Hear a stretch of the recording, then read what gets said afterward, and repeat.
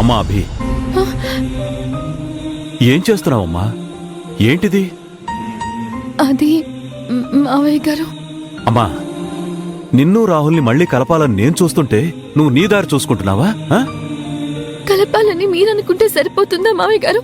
అమ్మా, మీరు కలిసి బ్రతకాలనే ఆ దేవుడి నిర్ణయం అమ్మా. నేను అనుకున్నా లేకున్నా కూడా నువ్వు రాహుల్తోనే కలిసి బ్రతకాలి. మావయ్య గారు, ఒక్కసారి నేను చెప్పేది వినండి. అబే, ఇక్కడ కాదు, పద. మావయ్య గారు, పద. మావయ్య గారు, రామ్మా.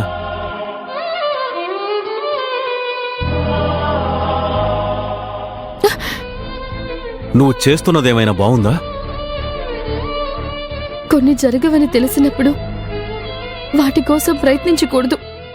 కొన్ని అందవని తెలిసినప్పుడు వాటి కోసం ఎదురు చూడకూడదు.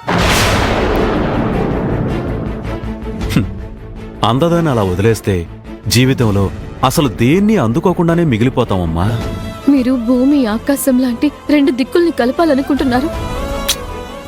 అమ్మా, రాహుల్ మరియు అభి భూమి ఆకాశం లాంటివారమ్మా. కాని నందన, రాహుల్ మాత్రం పక్కపక్కనే సాగే రెండు దారులు. ఏ క్షణాన్నైనా వాళ్ళని కలిపే అవకాశం రావచ్చు.